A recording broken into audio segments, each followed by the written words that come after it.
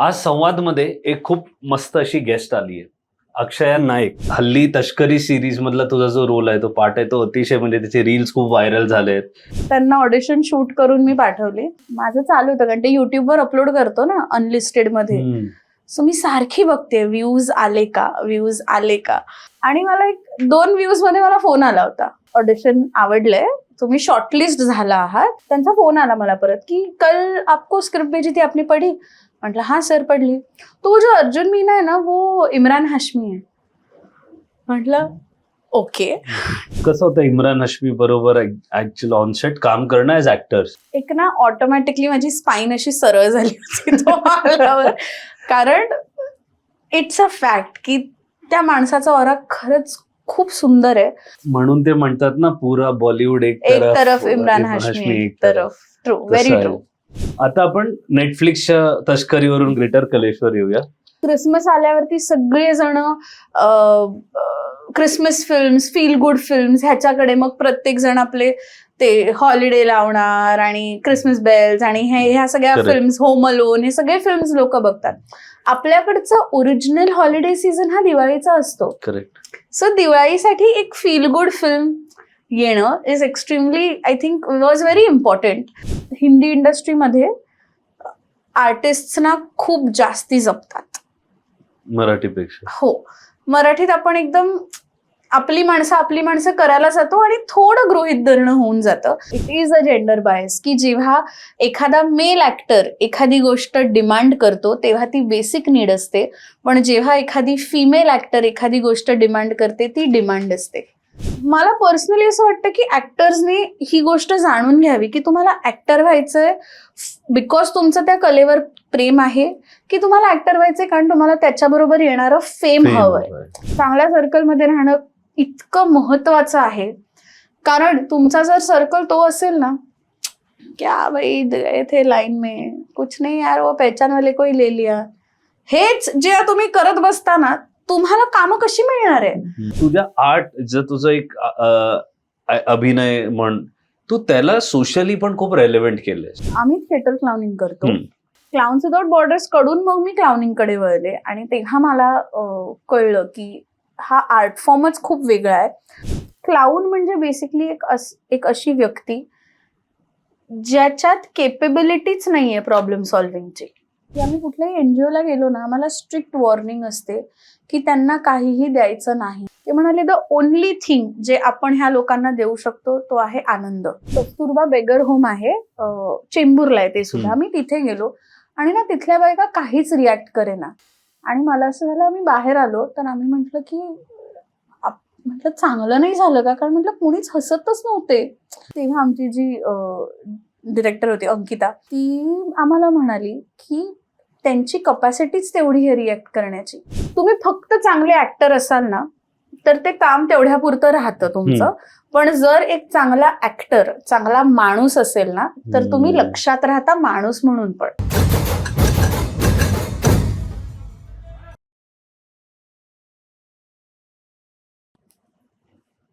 आज संवादमध्ये एक खूप मस्त अशी गेस्ट आली आहे, अक्षया नाईक. अक्षयाला आपण तस्करीपासून ते पार हिंदीमध्ये, मराठीमध्ये वेगवेगळ्या माध्यमात बघितलं असणार अभिनय करताना. आज तिकडे काही प्रमोट करायला आली नाहीये. आज ती मन खोलून गप्पा मारायला आपल्याबरोबर आली आहे. तिचा कसा होता प्रवास, अभिनया व्यतिरिक्त ती काय काय वेगवेगळ्या गोष्टी करते आणि किती छानपणे करते. समाजासाठी पण स्वतःचा अभिनय का स्वतःची कला ती कशी वापरतीये, जिकडे सोशल वर्क आपण जे म्हणतो त्या व्यतिरिक्त अनेक वेगवेगळ्या विषयावर आज ती आपल्याशी गप्पा मारणार आहे. त्यासाठी आपल्या स्टुडिओमध्ये आली आहे अक्षया. मराठी मूडच्या स्टुडिओमध्ये तुझं खूप खूप स्वागत आहे. Thank you so much. सर्वात पहिलं तर आज कसा आहे तुझा मूड?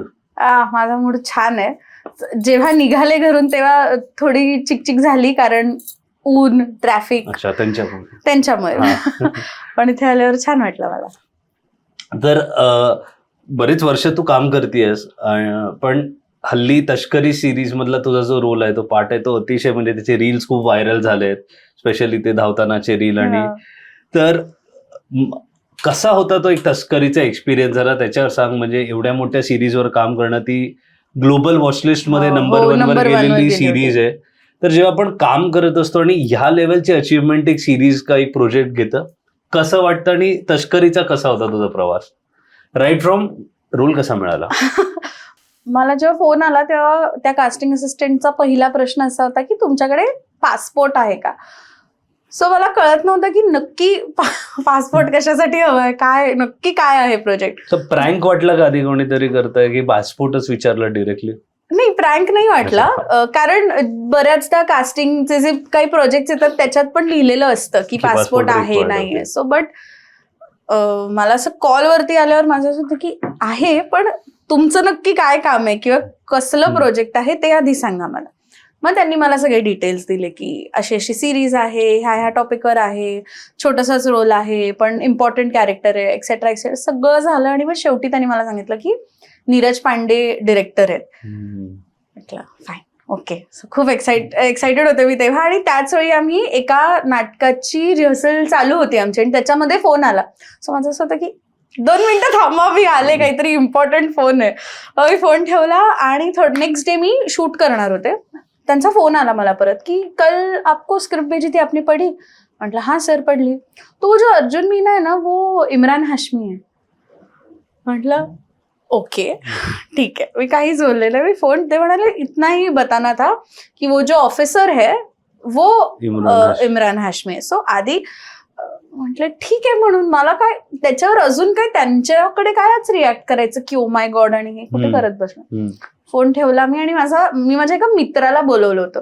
सो मी जनरली ना असे काही एकदम इम्पॉर्टंट किंवा असे छान काही कॅरेक्टर्स आले ना की आय मेक शुअर की मी ते ऑडिशन देताना पण असं थोडं काहीतरी वेगळं करून पाठवते मी. सकाळी माझ्या मित्राला 7 वाजता 8 वाजता बोलवलं होतं आणि कधी नाही ते त्या कास्टिंगवाल्याचा मला 8:30 वाजता फोन आला होता की तुम्ही रेकॉर्ड. म्हटलं मी आत्ता करतेय रेकॉर्ड. आणि मग आम्ही प्रॉपर म्हणजे साधारण एक शॉर्ट फिल्म शूट केल्यासारखं आम्ही 3 पहिल्या इथून चेस धावत इकडून आले, मग दुसरा अँगल असा खालून वर आणला, असं मी ऑडिशन एक सीन सारखी. हो, मी ऑडिशन प्रॉपर सीन सारखी त्यांना ऑडिशन शूट करून मी पाठवले. आणि माझं चालू होतं कारण ते युट्यूबवर अपलोड करतो ना अनलिस्टेड मध्ये. सो मी सारखी बघते व्ह्यूज आले का, 1 व्ह्यू 2 व्ह्यू. आणि मला 2 व्ह्यूज मध्ये मला फोन आला होता की ऑडिशन आवडलंय, तुम्ही शॉर्टलिस्ट झाला आहात, ह्या तारखा असतील, will get back to you. म्हटलं ओके. परत 2 दिवस झाले मी चेक करते, 3 व्ह्यू 4 व्ह्यू. म्हटलं अरे काय होत, काहीच समजे ना. मग फायनली त्यांचा फोन आला की डन आहे, we just have to talk about the commercial. आणि मी आजही जाऊन बघते 4 व्ह्यूज वरती त्या व्हिडिओला फक्त 4 व्ह्यूज आहेत. 4 लोकांनी, ज्यात एक नीरज पांडे आहेत. येस, म्हणजे हो ऑफकोर्स. आणि आय वॉज डन. आणि मला असं झालं होतं की वाव. आणि सरियल. आणि ना 2024 माझ्यासाठी फार छान वर्ष नव्हतं work wise. But towards the end of 2024 मला ह्याचा कॉल आला होता. एक आय थिंक नोव्हेंबर असेल, नोव्हेंबर 2024 मध्ये फोन आला होता. डिसेंबर 2024 आणि मग 25च्या मार्च पर्यंत आम्ही ह्याचं शूट केलं होतं. 2-3 महिने. माझं काम थोडंच होतं म्हणा, पण ते it was spread across 3-4 months. आणि मी म्हटलं होतं तेव्हा की म्हटलं ह्या वर्षभरात काहीही झालं तरी म्हटलं मला, मी 2024 मध्येच बोलले होते की म्हटलं माझी नेटफ्लिक्सला एखादं मला काहीतरी काम करायचंच आहे. सो ऑफकोर्स 24 मध्ये काम आलं, दिसलं 25 मध्ये, रादर 25 मध्ये पहिली फिल्म आली आणि 26 मध्ये आता तस्करी रिलीज झाली. So it was crazy. की कसं होतं इम्रान हाशमी बरोबर ऍक्च्युअली ऑनसेट काम करणं as actors? Like how was it? एक ना ऑटोमॅटिकली माझी स्पाईन अशी सरळ झाली होती तो आल्यावर. कारण इट्स अ फॅक्ट की त्या माणसाचा ऑरा खरंच खूप सुंदर आहे आणि इतका सेंटर्ड आहे ना तो, एकदम नो नॉनसेन्स, उगाच हा ही नाही, हे काही नाही. तो आला, त्याने त्याचं काम केलं. त्याने मला स्वतःहून विचारलं की can we do a reading, असं त्याने म्हटलं. हे तू इम्रान हाशमी आहे, मला काय विचारतो. माझा व्हॉइस ओव्हर सुरू होता. आणि ना मला ऑनेस्टली स्पीकिंग मला ना स्मॉल टॉक करता येत नाही की मग उगाच sir I am your big fan आणि मला तुमचं हे नाही येत मला.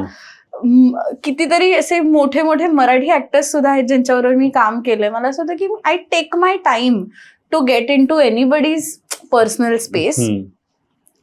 तर त्यात इम्रान हाशमी बरोबर सो अख्खा एक तो ना गाडीचा एक चंक आहे की आम्ही तुम्हाला फायनली धरतो आणि गाडीतून घेऊन त्या हेलिपॅडवर जातो. तर आम्ही कमीत कमी 10 वेळा गाडी ये जा केली, ती मी वर नेली. तो अख्ख्या ट्रॅव्हलमध्ये सुद्धा कट आणि ऍक्शनच्या मध्ये मी अख्खा वेळ फक्त अशी असायचे किती बोलू आणि काय बोलू ना. पण he was also very sweet आणि अ लॉट टू लर्न.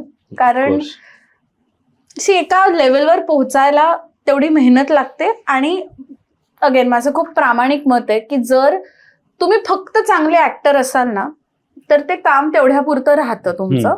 पण जर एक चांगला ऍक्टर, चांगला माणूस असेल ना तर तुम्ही लक्षात राहता माणूस म्हणून पण. आणि I think that was something माझ्यासाठी खूप छान होती ती गोष्ट.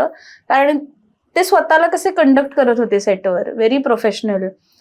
मी हिरो आहे म्हणून सगळ्यांनी माझ्याच भोवती फिरावं, काही टँट्रम्स नाही, काही नाही.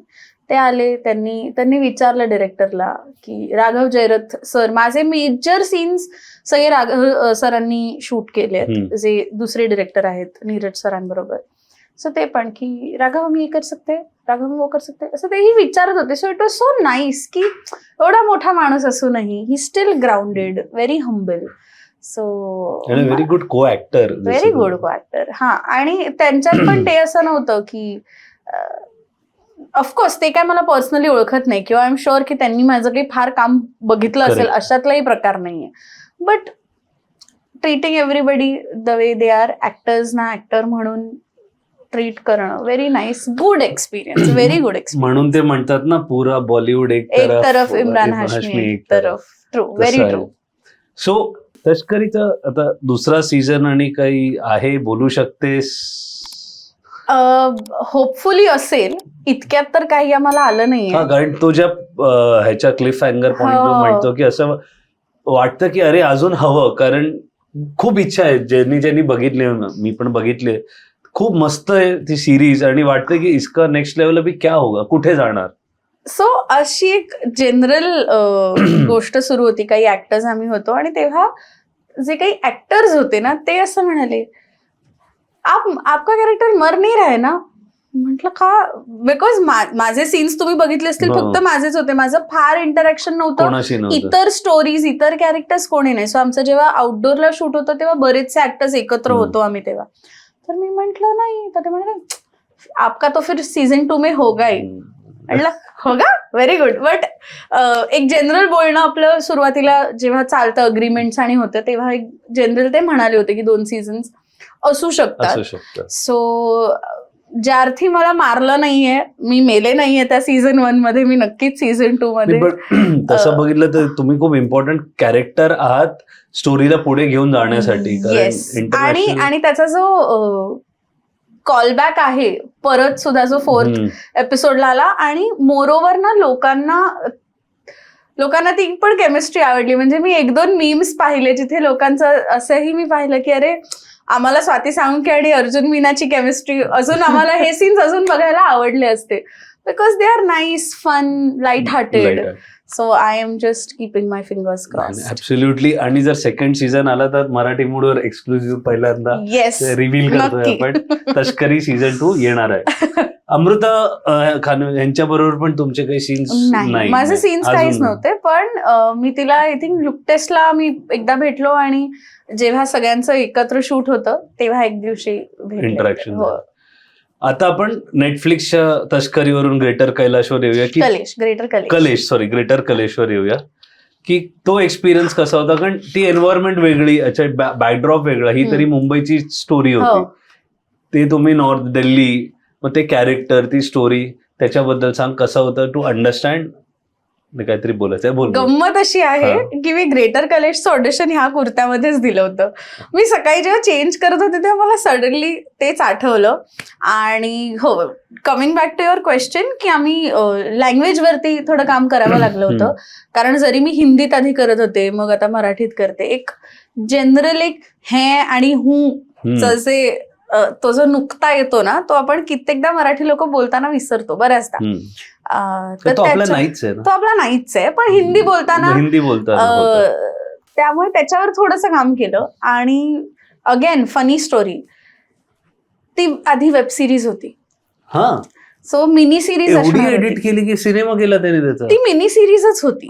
So they were trying to experiment, काहीतरी नवीन करण्याचा प्रयत्न होता की 12-12 मिनिटांचे 5 एपिसोड्स अशी ती मिनी सिरीज करणार होते ते लोक. बट रिलीजच्या 3 दिवस अगोदर आम्हाला असं कळलं की याच्यात ती सिरीज नसून ती फिल्म आहे. सो ती एडिट टेबलवरती त्याची फिल्म झाली, जी मला असं वाटतं वर्क ऑल्सो. कारण आपल्याकडचा हॉलिडे सीझन दिवाळी असतो. क्रिसमस आल्यावरती सगळेजण Christmas films, feel good films ह्याच्याकडे, मग प्रत्येक जण आपले ते हॉलिडे लावणार आणि क्रिसमस बेल्स आणि ह्या सगळ्या फिल्म्स, होम अलोन, हे सगळे फिल्म्स लोक बघतात. आपल्याकडचं ओरिजिनल हॉलिडे सीझन हा दिवाळीचा असतो. सो दिवाळीसाठी एक फील गुड फिल्म येणं is extremely, I think, was very important. आणि खूप एक प्रत्येक फॅमिलीची स्टोरी आहे ती. इट्स जस्ट की स्टोरी बेस्ड होती दिल्लीमध्ये, बट प्रत्येक घरात असं होतच होतं की कुठलाही सण असेल की सगळ्यात पहिला घरात एक छोटंसं भांडण होतच. मग नाही ते कॅमेऱ्यासाठी नको, रिअलिटी बोलूया, छोटं नाही, भांडण होतं. ज्याच्यानंतर रिअलाइज होतं की हा आता फॅमिली वाटते. करेक्ट. सो आय थिंक तशी ती एक स्टोरी होती. आणि मी त्याचं तर ऑडिशन मी गाडीत बसून रेकॉर्ड केलं होतं. सो मी तिच्या बेस्ट फ्रेंडचा रोल करत होते आणि माझं हे ऑडिशन माझ्या बेस्ट फ्रेंडने शूट केलं होतं माझ्यासाठी. मी तिच्या घरी गणपतीला गेले होते आणि आम्ही निघालो आणि मी म्हटलं, ऐक ना, मला काही करून आज हे पाठवावंच लागणार आहे, कारण माझ्याही घरी 1.5 दिवस गणपती असतात. सो मी 2 दिवस पाठवलंच नव्हतं ऑडिशन.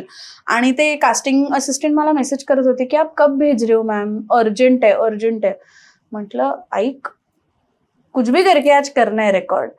सो आम्ही गाडी पार्क केली, मी गाडीत मागे बसले आणि मी तिला सांगितलं तू ड्रायव्हर सीटवर बस. पार्क केली होती तिने माझं अख्खं ऑडिशन गाडीत रेकॉर्ड केलं होतं आणि मी त्यांना पाठवलं होतं. आणि ते सुद्धा माझं असं होतं की ह्यात काय वेगळं करता येईल आपल्याला, असं म्हणून एक अख्खा गेट रेडी विथ मी चा व्हिडिओ, मी सगळे डायलॉग्स, 1.5-2 पानांचा तो अख्खा सीन होता. तो संपूर्ण सीन मी मेकअप करत करत त्यांना तो रेकॉर्ड करून पाठवला होता. आणि त्यांना खूप आवडलं. ते म्हणे की अरे तू काय घेऊन बसली होतीस, एक साधारण सांता क्लॉजचं पोतडं असतं ना, की गोष्टी निघतायत बॅगमधून, निघतायत कंटिन्युअस निघत होते. तसं एक खूप फन हे केलं. But good team, young team होती एकदम. आणि खूप रिफ्रेशिंग वाटलं मला, कारण एकतर नवीन लोकांबरोबर आपण काम करतो. आणि मी एकमेव होते त्या सेटवर जे कोणालाच आधीपासून ओळखत नव्हते. कारण हे सगळी डिजिटल स्पेसमध्ये काम करणारी माणसं होती की ज्यांनी पॉकेट एसेस आहे, मग ते काय म्हणजे गलियापा, TVF, OTTचा जो एक आहे ना, डाईस मीडिया. सो ते सगळे म्हणजे अगदी रायटर पासून, डिरेक्टर पासून, DOP, ऍक्टर्स सगळे एकमेकांना ओळखत होते. कोणीतरी कोणाबरोबर तरी कधीतरी काम केलेलं होतं. म्हणजे तो एक कम्फर्ट झोन त्यांचा होता. But what I really like was की त्यांनी मला, अच्छा ही कुठून, ही वेगळी आहे कोणतरी, किंवा अच्छा ही मराठीतूनच आली आहे, काही नाही, very to the point, very professional, खूप छान वॉर्म असं काय म्हणतो एक स्पेस होती ती. आणि आय थिंक, आय नो हे थोडं कॉन्ट्रोवर्शियल अगेन असेल, बट मला पर्सनली असं वाटतं की हिंदी इंडस्ट्रीमध्ये आर्टिस्टना खूप जास्ती जपतात मराठीपेक्षा. हो, मराठीत आपण एकदम आपली माणसं करायला जातो आणि थोडं गृहीत धरणं होऊन जातं. आणि त्यातनं ती जी एक फाईन लाईन असते की जरी ही माझी मैत्रीण असली तरी ती आर्टिस्ट आहे, आपण तिला गृहीत नाही धरू शकत. आपल्याकडे ही ती बारीक जी लाईन आहे ना, ती थोडी कुठेतरी मिसिंग आहे किंवा ती लोक विसरतात असं मला वाटतं. तिथे पण असं की त्यांनी म्हणजे 4-4, 5-5 सिरीज एकत्र शूट केले होते, बट ऍक्टर तो ऍक्टरच आहे, डिरेक्टर हा डिरेक्टरच आहे आणि दे हॅव मेंटेन्ड दॅट. काय म्हणतो, शूटच्या आधी पॅकअपच्या नंतर एव्हरीवन इज फ्रेंड्स, पण दे विल मेंटेन दॅट की जरी तुम्ही माझे काय म्हणतो खूप चांगले मित्र असाल, तिथे you are an artist and I will give you that due respect of an artist. तिथे मग you will not be my friend first, you will first be an artist then be my friend. So मला हा एक त्या दोन्ही प्रोजेक्ट्समध्ये काम करताना मला, आणि इन जनरल पण मला एकच ती गोष्ट आहे की आपण खूप भावकीत सगळं काम करतो मराठीत, which is also very good, पण तिथे जास्ती प्रोफेशनलिझम आहे असं मला पर्सनली वाटतं. OTT मे बी पूर्ण जनरेशनच वेगळी आहे जी काम, आज OTT सडनली टीव्ही एक फिल्म होतं, OTT काहीतरी थर्ड एक डिमेन्शनच पूर्ण जी वेगळी निघाली आहे. मोस्टली ज्या लोकांना इकडे चान्स नाही मिळाला, right from TVF, if we see the story of TVF, correct, they wanted to get on TV, they had approach MTV वगैरे, पण no, they didn't get opportunity, आणि OTTने वेगळं जगच बनवून टाकलं. सो तो पण एक असेल फायदा. पण नाही, पण आता आपल्याकडे पण तर OTT आहेच ना मराठीमध्ये. हो, आपल्या म्हणजे आता आपल्याकडे पण वेब शोज आणि बनू लागलेत आणि तेही सेम आहे की आता OTT पण लोकांनी जे TVF आणि सेम, ते पण लोकांनी कशामुळे एकत्र काम सुरू केलं की भाई आपल्याला कामं मिळत नाहीत, स्वतःची कामं आपण स्वतः निर्माण करूया. आय अंडरस्टँड की budget is a major constraint, की रिजनल कॉन्टेंटला कमी बजेट असतात त्यामुळे ते रिस्ट्रिक्शन्स येतात. पॅन इंडिया प्रोजेक्ट्सना जास्ती बजेट असतं त्यामुळे तो फॅक्टर नाही फार कन्सिडर होत. I get it. किंवा आता हिंदीमध्ये फिल्म्स पण आले, मराठीत पण आपल्याकडे फिल्म्स असतात, पण प्रत्येक वेळी मराठी प्रोजेक्ट करताना, आणि again it is a gender bias, की जेव्हा एखादा मेल ऍक्टर एखादी गोष्ट डिमांड करतो तेव्हा ती बेसिक नीड असते, पण जेव्हा एखादी फिमेल ऍक्टर एखादी गोष्ट डिमांड करते ती डिमांड असते. उदाहरण देऊ शकतेस? उदाहरण, आपण दोघं को ऍक्टर्स आहोत. मी जेव्हा म्हणते की माझं डोकं दुखतंय आणि मला प्लीज 2 तास उशिरा बोलवा, मला नाही बरं वाटत आहे, झालं, रात्री पार्टी करत असणार, कशाला उशिरापर्यंत जागायचं, आराम केला असता, 14 तास कामं करून कशाला रात्री बाहेर जेवायला जायचंय, घरी जाऊन गपचूप झोपायचं ना, डोकं दुखणार नाही तर काय. नाही 8:30चा कॉल टाइम आहे, 8:30 पर्यंतच यावं लागणार. किंवा जर इन बिटवीन सीन्स मी म्हणाले की मला नाहीच बरं वाटत आहे, मला 15 मिनिटं ब्रेक द्या, किंवा सिम्पल ऊन आहे खूप, मी जर छत्री मागते 4 वेळा मागूनही जर नाही छत्री मिळाली की मग माझा आवाज ऑब्व्हियसली चढणार, मग अच्छा ही टँट्रम्स दाखवते. पण हेच जेव्हा एखादा मेल ऍक्टर म्हणतो की मी येणार नाही, माझं पोट खराब आहे, मी 11 शिवाय मला जमणार नाही, तो विचारतही नाहीये. मेल लीड की any male actor? Majorly it is the main lead. But नाही, मी हे बघितलंय की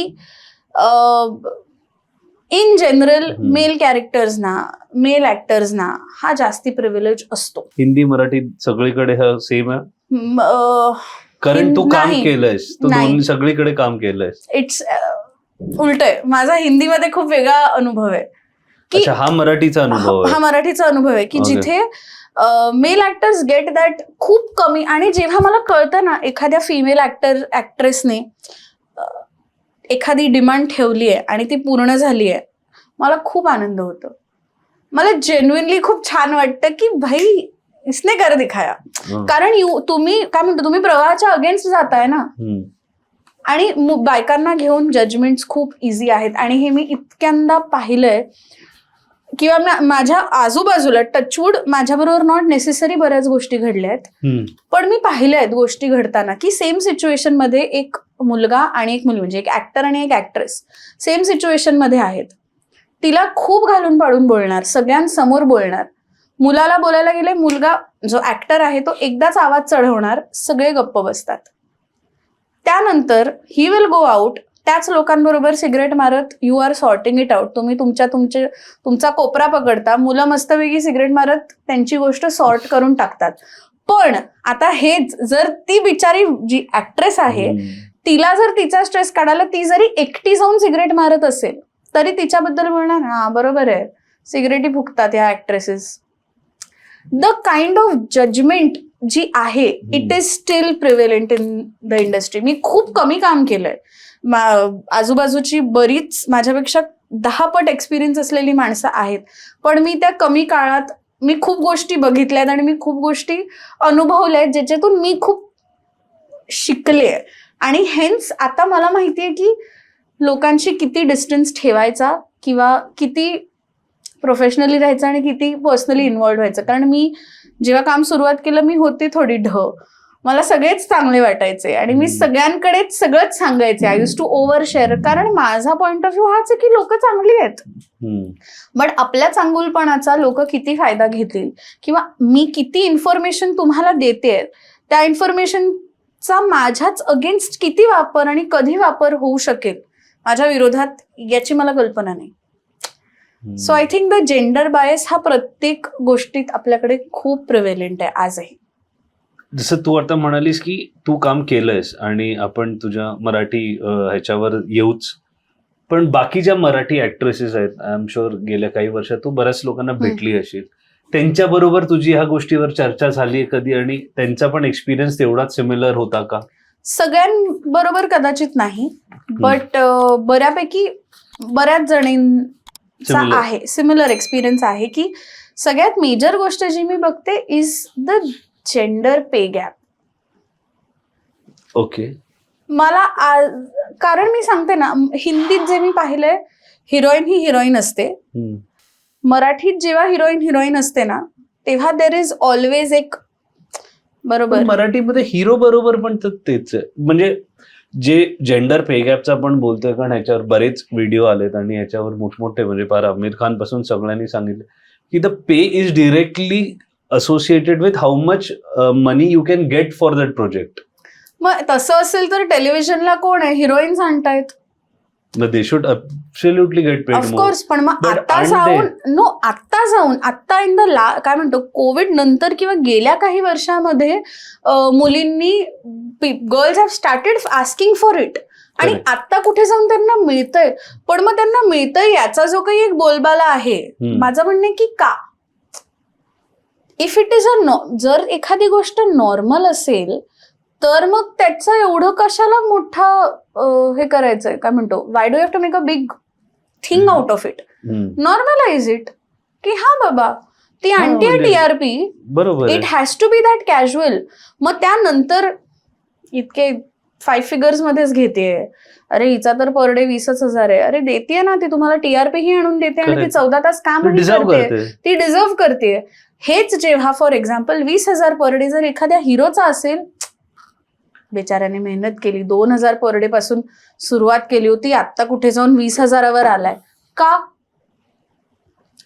तो जो एक शिफ्ट आहे. आणि अगेन मी हे माझ्या पर्सनल एक्सपिरियन्सेस मधून मी बोलते की I have seen people talk की जेव्हा एखाद्या मुलाचा पर डे 15, 16, 17, 18, 20,000 असतो तर ऍक्टरचा, मेल ऍक्टरचा, तेव्हा इट इज की अरे मेहनतीने एवढा आणलंय किंवा तो हिरो आहे. पण जेव्हा एखादी हिरोईन तेवढी डिझर्व करत असेल, ती तुम्हाला TRP आणून देते, ती 12-12, 14-14 तास कामही करते, मग त्याच्यानंतर तिने जर एक्स्ट्रा 2 सुट्ट्या मागितल्या, मग तेव्हा का 20,000 पर डे घेते आणि सुट्टी मागते. हे प्रोडक्शन वाले बोलतात. बट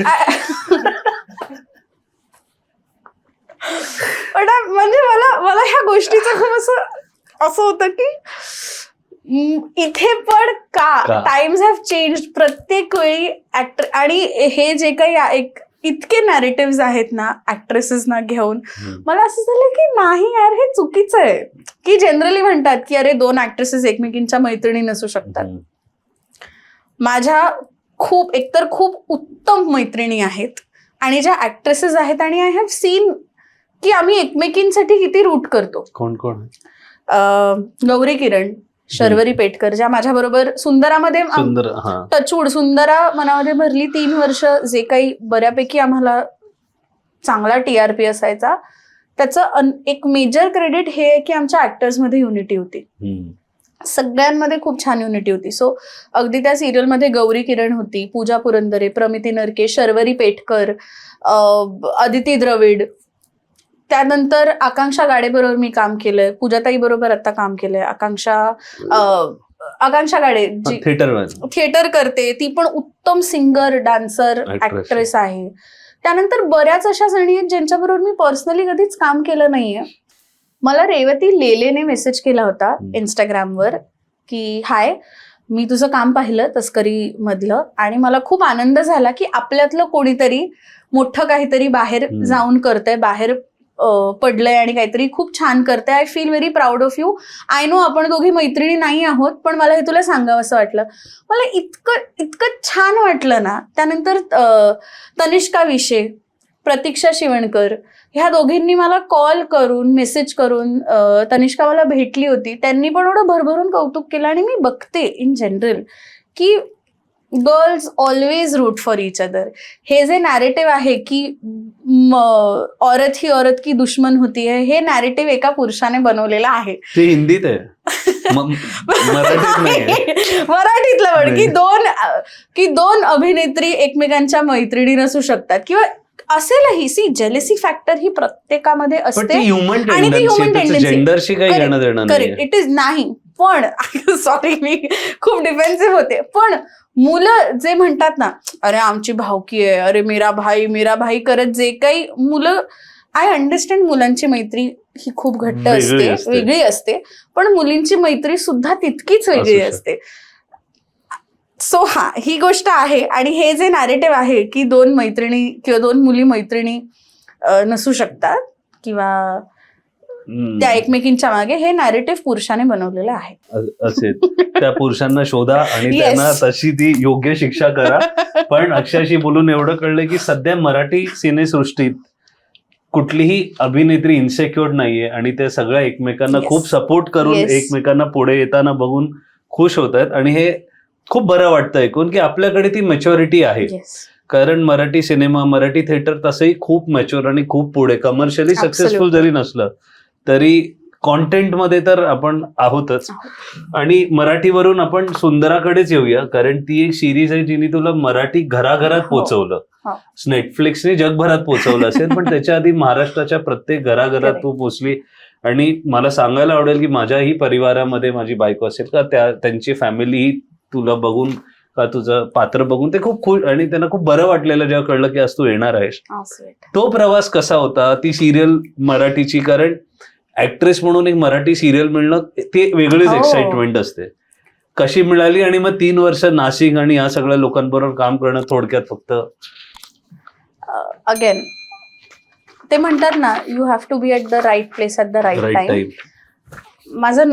मी 2019 मध्ये ना, मी खूप फिरायचे. तेव्हा स्टुडिओज असायचे ऍक्टिव्ह ऑडिशनसाठी. आणि सो मी रोज 10 ते 12 स्टुडिओज फिरायचे सगळीकडे की काही आहे का, कुठे काही ऑडिशन सुरू आहे का, काही काम आहे का. सो असं करत करत मी एका ऑफिसला, तेव्हा थिएटर वगैरे चालू होतं. हे कोविडच्या अगोदरची गोष्ट आहे, 2019 डिसेंबर त्या दरम्यानची गोष्ट आहे ही. आणि माझा एक मित्र आहे गुरुराज वडके, तो असिस्टंट डिरेक्टर म्हणून तेव्हा काम करत होता. सो आमचं असंच बोलणं झालं. म्हटलं अरे गुरु, तुझंही ऑफिस इथेच आहे ना? तो बोलला हा, ये भेटूया. असं म्हणून मी त्याला भेटायला गेले. आणि तो असिस्ट करायचा सचिन पाठकला. सचिन पाठक डिरेक्टर आहेत. आणि अगेन ते दोघंही माझे कॉलेजचे सिनियर्स. सचिन पाठक तर सुपर सिनियर, तो आमच्या कॉलेजमध्ये डिरेक्ट आणि करायला यायचा रुईयाला. सो मला सचिन भेटला तर मी त्यालाही निघताना बोलले, म्हटलं काही असेल तर प्लीज मला सांगा. आणि मी निघाले. एक मोजकी 5 मिनिटाची माझी भेट होती. मी माझ्या मित्राला भेटले, गुरुला, आणि मी निघाले तिथून. आणि 2 महिन्यांनंतर सडनली मला एक फोन आला की तुम्ही मराठी सिरियल करण्यात इंटरेस्टेड असाल का? माझं असं होतं की काय कॅरेक्टर आहे, कारण मी तेव्हा माझा टेलिव्हिजनला इन जनरल गॅप झाला होता आणि तेव्हा ओटीटी आणि ना थोडं सुरू झालं होतं. हे हिंदी ये रिश्ता क्या कहलाता है नंतरची गोष्ट आहे, मराठी सिरियल. सो माझं असं होतं की आय वॉजंट शुअर, कारण तेव्हा मी ये रिश्ता पण माझं संपलं होतं. म्हटलं अरे आता काही हिंदी केलं होतं ना, नाही, दॅट आय वॉज ओके. माझं Marathi I was always up for it. की मी ना मुळात माझा कुठला ग्रुप नव्हता कधीच, किंवा माझ्या तशा ओळखी नव्हत्या की मी कोणावर रिलाय करेन, की मला कोणीतरी रेफरन्स देईल की इथे हे काम सुरू आहे, तिथे मी स्वतः सगळं शोधलंय. तर आणि ऑफकोर्स माझ्या घरी तर सगळ्यांची इच्छा होती की मी मराठीत काम करावं. सो माझं आणि मला बिलकुल वाटत नाही, मला बिलकुल असं वाटत नाही की हिंदी टेलिव्हिजन श्रेष्ठ आहे मराठीपेक्षा. श्रेष्ठ नाही, फक्त पेमेंट चांगलं आहे. हा ऑफकोर्स. आता त्याचा विचार येतो मला, आता त्याचा येतो. त्यावेळेला एवढं तेव्हा ते कन्सर्नच नव्हतं काम सुरू करताना. तर मी म्हंटल की नक्की काय कॅरेक्टर आहे, कारण टीव्ही का करायचं नाही याचं पण एक वेगळं कारण होतं तेव्हा. म्हटलं काय कॅरेक्टर आहे, आणि तिने मला ब्रीफ आणि दिलं. आणि माझा प्रश्न असा होता की मला माझं नाव कोणी सुचवलं. अच्छा. कारण मला कोणीच ओळखत नव्हतं मराठीत. करेक्ट. म्हटलं माझं नाव कुठून गेलं, काय गेलं. मग कळलं की आमची जी प्रोड्युसर होती मनवाताई, ती लोक मनवा नाईक, सो त्यांचं काहीतरी गेट टुगेदर आणि असं होतं. ती पण रुईयाचीच आहे आणि ती सचिन पाठकला तिथे भेटली होती. सो ती जनरली त्याला म्हणाली की अरे आम्ही अशी अशी सिरियल करतोय, आम्हाला अशी अशी मुलगी हवी आहे, तर तू ओळखत असशील, माहिती असेल तर प्लीज सांग. आणि तेव्हा सचिनने माझं नाव त्यांना रेकमेंड केलं. त्यांना पण फ्रेश होतं की फ्रेश, की हार्डली 1-1.5 महिना गेला असेल मध्ये. सो असं करत तेव्हाही मी गोव्याला गेले होते. तिथे मग मी असे कपड्यांवर कपडे, बुक्सवर बुक्स ठेवून कशी बशी माझी ऑडिशन रेकॉर्ड करून सेल्फ टेप पाठवलं. आणि मला कॉल आला की तुम्ही शॉर्टलिस्ट झाला आहात. तशीच निघाले, परत आले, दिलं, सगळं झालं आणि लॉकडाऊन लागलं. असं झालं की प्रत्येक वेळी, आणि त्याच्या आधी पण असे 1-2 शोज तर झालं होतं की काम आलं, सुरू होणार आणि कॅन झालं. आणि आय थिंक ते नेहमी माझ्याबरोबर आपण एक पॉडकास्ट फक्त ह्याच्यावर करू शकतो की कॅन्सल्ड प्रोजेक्टवर किंवा पोस्टपोन्ड प्रोजेक्टवर. सो माझं असं होतं की झालं आता, हेही काही होत नाहीये. सो गंमत अशी, मी जे ऑडिशन दिलं होतं ना, तर माझे केस साधारण असे लांब बसतील. आणि लॉकडाऊन लागलं तेव्हा सगळ्यांचं ते आलं होतं, ते घरी केस कापत होते. मी एवढे केले होते माझे केस. आणि ज्या दिवशी मी माझे असे एवढे छोटे गेले, बॉबकट केला, मला दुसऱ्या दिवशी फोन आला होता, कशी आहे तब्येत. म्हटलं हा मी बरी आहे. नाही वरही हॉटस्पॉट आहे कळलं होतं आम्हाला. म्हटलं हा. म्हटलं नाही ऑल ओके. तर मला म्हणाले नाही, आपण जे त्याचे प्रोजेक्ट होल्डवर गेलो होतं ना, आपण ते परत करतोय. म्हटलं ओके, व्हेरी गुड. आणि असं करत ते जस्ट झालं सुरू. मला आजही आठवते, अनलॉक केला होता त्यांनी. पहिला दिवस होता 7 जून. हो. फक्त आय थिंक बसेस सुरू झाल्या होत्या पब्लिक ट्रान्सपोर्टमध्ये, का बसेसही नव्हत्या वाटतं. आणि मला मनवाताईचा फोन आला. मला म्हणाली घरी पण सांगू नकोस, पण माझ्या घरी आहे. म्हटलं माझ्या घरी न सांगता कशी बाहेर पडू मी, कोविडचं हे सगळं. मला म्हणाली मला माहित नाही, तू घरी सांगू नकोस, पण माझ्या घरी आहे, कारण द्यायचं तिथे, आपण प्रोमो शूट करतोय. मी म्हणजे ब्लँक होते, मला काहीच सुचेन असं झालं. म्हटलं ठीक आहे. पण मी घरी सांगितलं की म्हटलं मीटिंग आहे, मला बोलवलंय, जावं लागणार. सो माझ्या घरच्यांनी कामासाठी कधीच मला अडवलं नाही, काही नाही. वरई आणि ती बँड्रालाच राहते. मग पटकन मी माझी स्कूटर घेऊन तिच्याकडे घरी गेले. आम्ही पहिला जो प्रोमो सुंदरा मनामध्ये भरलीचा आला होता, तो पहिला प्रोमो आम्ही मनवाताईच्या घरी तिच्या अंगणात आयफोनवर शूट केला होता. आणि तेव्हा फक्त 4 जण होतो, मी, मनवाताई, आमचे कॉस्ट्युम्स करणारा अथर्व आणि योगेश सर होते चॅनलमधून. फक्त आम्ही 4 जण होतो आणि आम्ही आयफोनवर पहिला प्रोमो शूट केला होता. आणि तो आज शूट केला, परवा एडिट आलं, परवा रिशूट आलं त्या सेम प्रोमोचं. सो मंडेला शूट केलंय, वेनसडेला रिशूट केलंय आणि फ्रायडेला तो प्रोमो आउट होता. आयफोनवर शूट केला होता तो.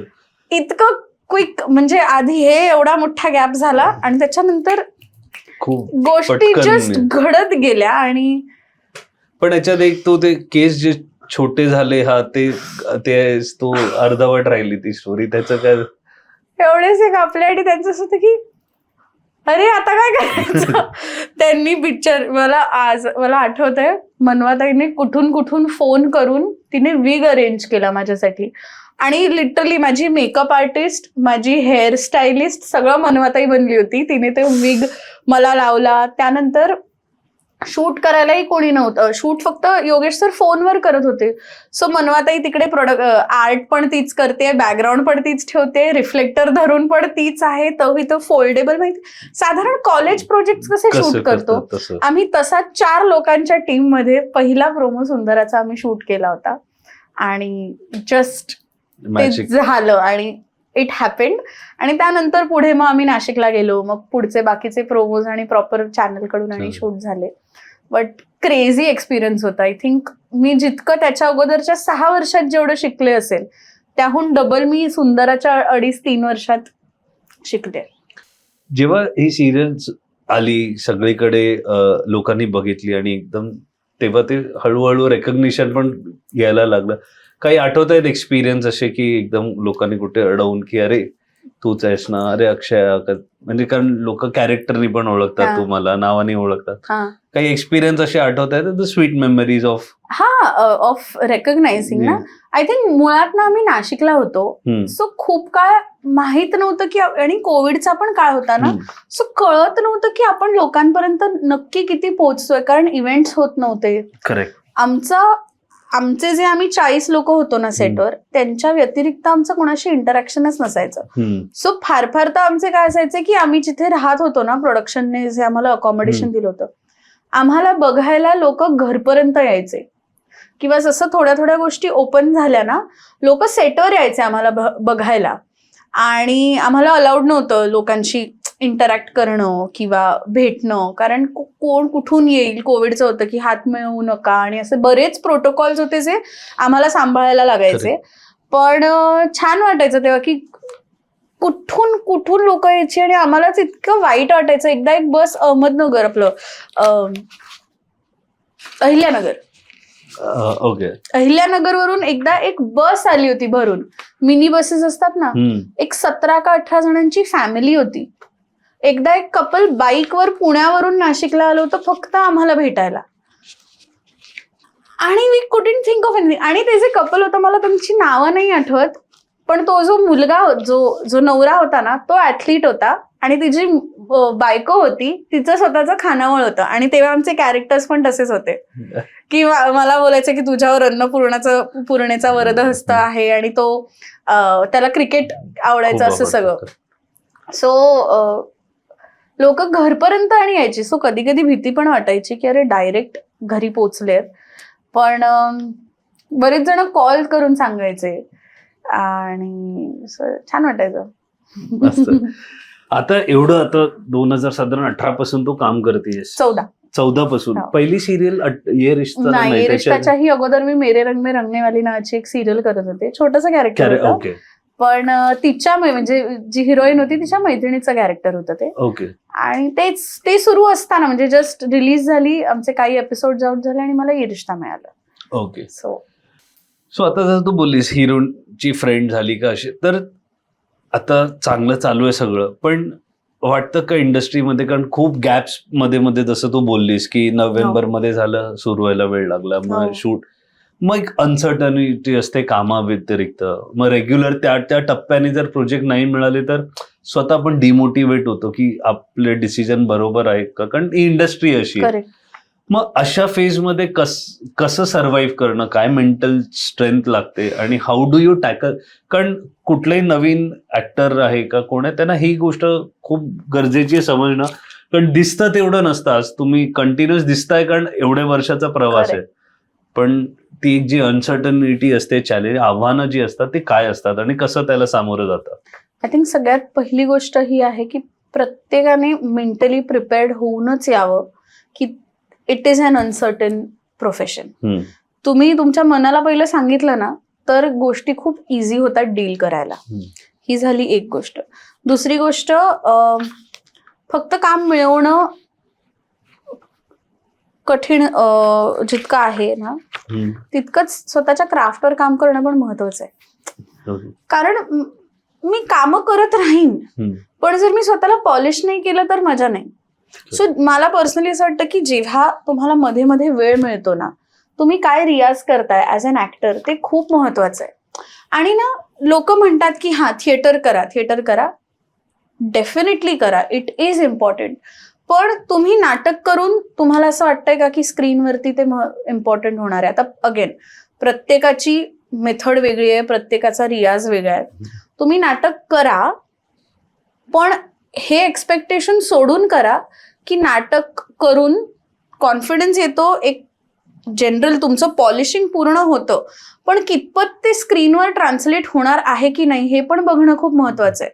सो रादर आता टाइम चेंज होत चाललाय, एखादा चांगला तुमची कम्युनिटी बिल्ड करा, प्रॅक्टिस करा. रियाज करणं खूप महत्वाचं आहे. गायक सतत त्यांचा रियाज करत असतात. सो फक्त मोनोलॉग पाठ करणं हा ऍक्टरचा रियाज नसू शकतो. आपल्याला हेच शिकवलंय ना की सीन काढा, कुठल्याही नाटकातला मोनोलॉग घ्या, पाठांतर करा. पण आपण जेव्हा सेटवर जातो तेव्हा खूप क्वचित असं होतं की आपल्याला मोनोलॉग असतो. तो it is always give and take, action रिॲक्शनच असणार आहे. सो रियाज करताना, आणि ऍक्टिंग हे असं प्रोफेशन आहे की तुम्ही एकटे नाही करू शकत. तुम्हाला एक को ऍक्टरची गरज आहे. अगदीच नाही तर इंटरॅक्टिव्ह असलं पाहिजे काहीतरी, की गिव्ह अँड टेक आहे ना, ते ऍक्शन रिॲक्शनवरच आहे. मोनोलॉग्स करा, पण हे पण करा आणि रेकॉर्ड करा स्वतःला. आता तर इतकं सोपं झालंय, प्रत्येकाकडे स्मार्टफोन आहे. फोन ठेवा, रेकॉर्ड करा, बघा स्वतःला की काय रिॲक्शन्स आहेत, कसे किती काय. आता बेसिकली आपल्याला, मी एकदा एका सुंदरा सुरू होता ना, सो तेव्हा मी गिरीश मोहिते सरांचे डिरेक्टर होते. सो मी सरांना बोलले, म्हटलं सर मला नाही कळत की 100ची लेन्स आहे, 85ची लेन्स आहे, 35ची लेन्स आहे, काय किती आहे. हा म्हटलं मला नाही कळत. सो मला ते म्हणाले ठीक आहे ना, तू ऍक्टर आहेस, तुला हे गोष्टी कळण्याची गरज नाहीये. सो माझं असं होतं की अरे टेक्निकली पण गोष्टी माहीत असल्या पाहिजेत. सो ते म्हणाले गरजेचं आहे, पण दॅट इज नॉट मॅन्डेटरी. ते म्हणाले तुझ्यासाठी आत्ता महत्वाचं काय आहे, तर तू परफॉर्मन्स किती देतेस आणि काय करते. बेसिक का जाऊन ऍक्टरने जाऊन ब्लॉक बघावा की तुम्हाला कळेल. आता फॉर एक्झाम्पल, जर एवढा लावलाय आणि मी हे करत बसले, ह्याचा फायदा काहीच नाहीये, कारण शेवटी इथून मी खेळतच नाहीये, जे कॅमेरा हे बघतोय. तर मला असं वाटतं की ऍक्टर्सने तो एक रियाज सुरू ठेवावा. आणि आय थिंक सोशल मीडियामुळे गोष्टी इतक्या सोप्या झाल्या आहेत ना की स्वतःसाठी कामं क्रिएट करायला लागा. गेल्या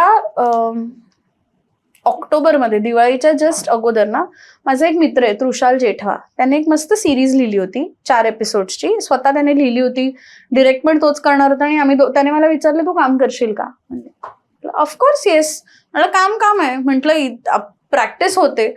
त्याने इतकं छान त्याने ते लिहिलं. आम्ही त्या 4 एपिसोडची 6 एपिसोडची आम्ही सिरीज बनवली. 2 दिवसात आम्ही शूट केलं, आयफोनवरती शूट केलं. आम्ही साऊथ मुंबईला जाऊन आम्ही सगळं शूट केलं. आम्ही टाकलं ते सोशल मीडियावर. आमचं असं होतं की आम्ही ऍक्टर्स आहोत, लोकांपर्यंत पोहोचलं, कास्टिंग डिरेक्टर्स पर्यंत पोहोचलं, वेल अँड गुड. नाही पोहोचलं तरी आमचा 2 दिवस खूप खतरनाक रियाज झालाय. कारण आपण थिएटर करतो तेव्हा एकदाच तुमचा परफॉर्मन्स जातो आणि तुम्हाला एक तगडी रिहर्सल तुम्ही करता आणि मग 1 शॉट मध्ये तुम्ही ते नाटक परफॉर्म करता.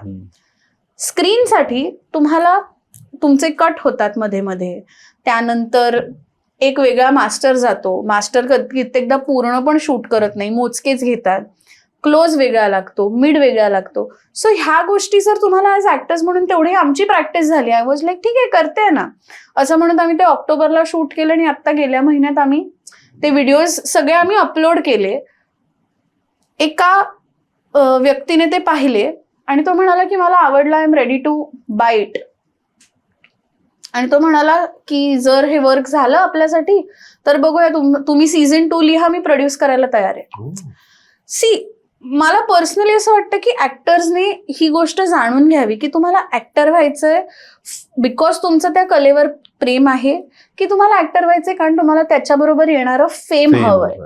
ह्या दोन्ही खूप खूप महत्वाच्या गोष्टी आहेत. जसं आता फॉर एक्झाम्पल, मी जेव्हा पृथ्वी थिएटरला जाते, एक नाव घेते जस्ट, मी जेव्हा तिथे जाते आणि जेव्हा मी तिथल्या ऍक्टर्सना बघते, मला असं होतं की वाव, आणि मी त्यांना ओळखते. पण माझे एवढे भरमसाठ फॉलोअर्स आहेत सोशल मीडियावर, मी एवढं काम केलंय मराठीत, ते नाही ओळखत मला. प्रत्येक ऍक्टरला कोण ना कोणीतरी ओळखणार आहेत. इट इज नॉट की तुमचं काम वेस्ट नाही जाणार, पण तुमचं नक्की काय मोटिव्ह आहे, की तुम्हाला पॉप्युलॅरिटी हवी आहे की तुमचं खरंच त्या कलेवर प्रेम आहे. हे तुम्ही एकदा जाणून घेतलं ना की ऑटोमॅटिकली तुम्हाला कामं मिळणं सोपं होतं आणि तुम्ही स्वतःसाठी कामं जनरेट करू शकता.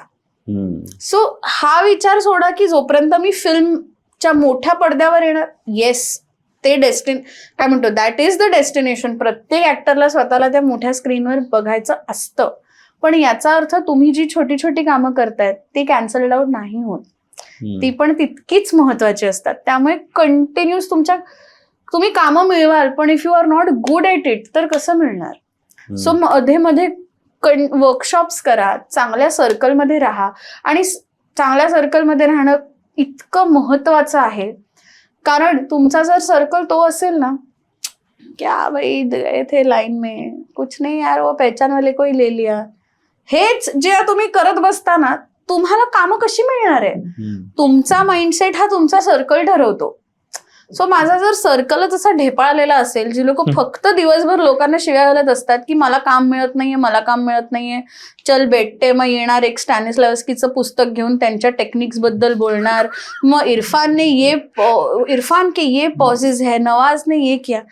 जेव्हा नवाजुद्दीन सिद्दीकी, इरफान खान, के मेनन, मनोज वाजपेयी सारख्या लोकांना कोणीच ओळखत नव्हते किंवा त्यांच्याकडे जेव्हा काम नव्हतं तेव्हा ते घरी बसले नव्हते, ते रियाज करत होते. आणि तेव्हा कुठे आता 15-20 वर्षांनंतर जाऊन ते कोणतरी बनले. लोकांना वाटतं ओव्हरनाईट स्टार्स झालेत, तर no, they are not overnight stars. So लोकांना ऍक्टर व्हायचं असतं, पण त्याच्या मागची मेहनत लोकांना माहिती नसते. की लोकांनी किती, एक खूप आपल्या इंडस्ट्रीतल्या खूप मोठ्या ऍक्ट्रेस आहेत, मी त्यांना पर्सनली नाही ओळखत, मला नाव पण नाही घ्यायचं, पण त्यांनी माझ्या मैत्रिणीबरोबर काम केलंय.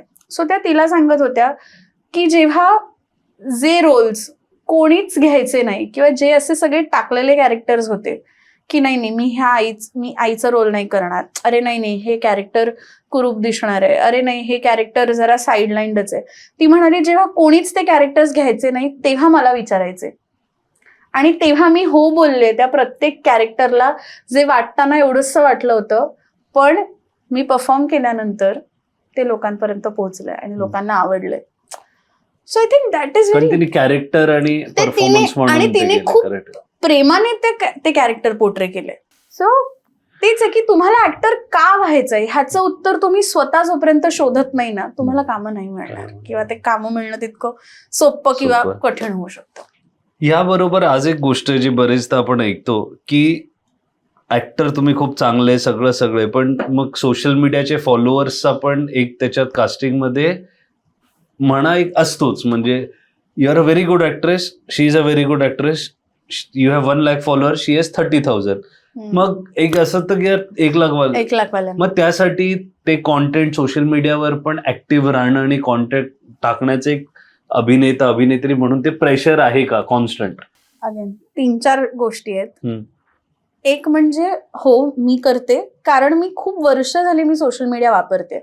म्हणजे मी कॉन्टेंट क्रिएशन तेव्हापासून करत होते जेव्हा त्याला नाव सुद्धा नव्हतं. 15-16 पासून मी व्हिडिओज बनवते. मला शाळेत असल्यापासून डॉक्युमेंटेशन ही गोष्ट खूप आवडायची, की मी लिहायचे जर्नल, मी फोटोज काढायचे, मी त्याचे अल्बम बनवायचे.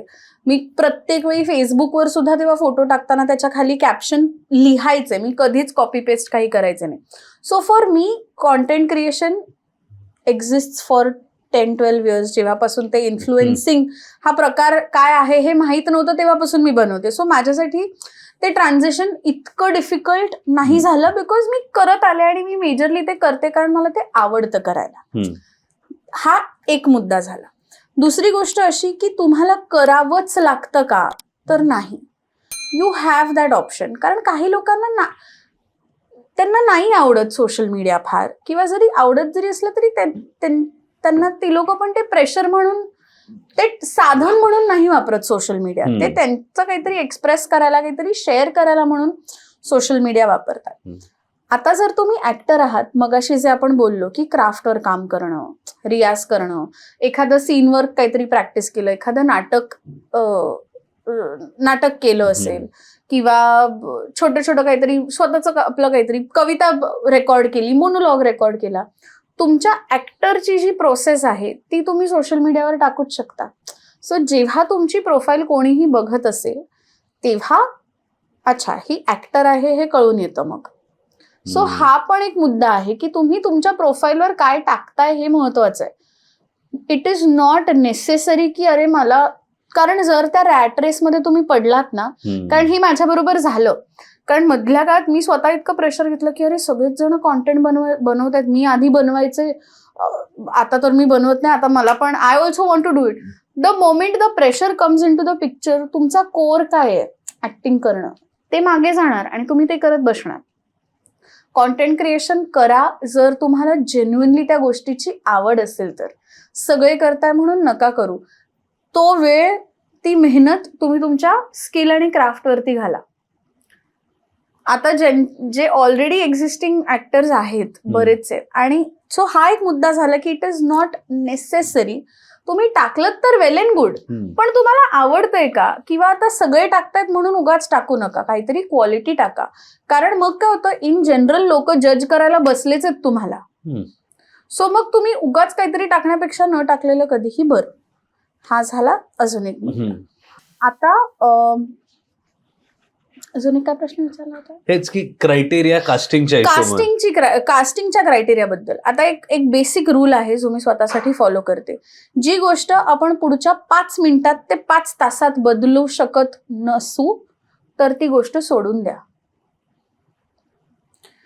कास्टिंग माझ्या हातात नाहीये, आणि तो जो माइंडसेट आहे की अरे followers it is a fact, पण तेच आहे ना, जसं प्रत्येक गोष्टीत की नॉट ऑल मध्ये जे आपण जातो, पण हे घडतंय. सगळेच कास्टिंग डिरेक्टर्स नाही बघत हेही तितकंच खरं, पण काही काही बघतात. आता तुम्ही बसून तो फिल्टर नाही लावू शकत ना की अरे हा कास्टिंग डिरेक्टर फॉलोअर्स बघत नाही मग मी ह्याच्याकडेच फक्त ऑडिशन देणार. हे आपण करतोय का? तेवढा माच करण्याची क्षमता आहे का आपल्यात की आपण चूज करणार? तर नाही. आपल्याला काम हवंय, आपण सगळ्यांकडे ऑडिशन देणार. अल्टिमेटली त्यांना काय चूज करायचे ते त्यांच्यावर आहे ना. So rather try to find your midway. So मी स्वतःला सांगितलेली गोष्ट ही आहे की आधीच्या काळात लोक नाटकवरून सिरियलवरून सिनेमा ही जर्नी गाठायचे. बॉलिवूडसाठी काय होतं तर ब्युटी पॅजंट्स करा, मग फिल्म्स करा. मराठीत पण आपल्याकडे नंतर श्रावण क्वीन आलं, किंवा असे 1-2 काही पॅजंट्स आले. टेलिव्हिजनवरती आपल्याला पॅजंट्स दिसू लागले. झी युवा करत होतं, महाराष्ट्राचं सुपरस्टार होतं. मराठीची 7च्या बातम्या वगैरे पण होत्या जिकडून अभिनेत्र्या. करेक्ट. कितीतरी आपले जर्नलिस्ट जे दूरदर्शनवर असायचे तिथून टीव्ही झालं, किंवा ब्युटी पॅजंट्स मधून सिनेमे झाले. ही एक जर्नी आहे जी काळाबरोबर चेंज होत गेली. सो मी स्वतःला आता हेच समजावण्याचा प्रयत्न केला, आणि इट्स अ फॅक्ट. नुसती समज नाही घातली मी स्वतःची. पण तुम्ही कॉन्टेंट, आता असंही झालंय की कॉन्टेंट क्रिएशन करा, तिथून तुम्हाला OTT किंवा सिनेमे, ही नवीन पद्धत आहे. काळाबरोबर बदलत राहावं लागतं. आपण स्वतःला अपडेटेड ठेवलं पाहिजे. आमच्या काळात आम्ही हे करायचो, आमच्या काळात आम्ही हे केलं, पण काळ बदललाय, गोष्टी त्याच राहिल्या पाहिजे हे नेसेसरी नाहीये. खूप छोट्या छोट्या गोष्टी आहेत. सो आय थिंक ज्यांना आवडतं ना कॉन्टेंट क्रिएशन त्यांनी करावं. जसं मी म्हणाले की माझ्या मित्राने जी सिरीज लिहिली, तृषाल आणि मी, लव्ह फाउंड हेल्ड, मीच नाव विसरले.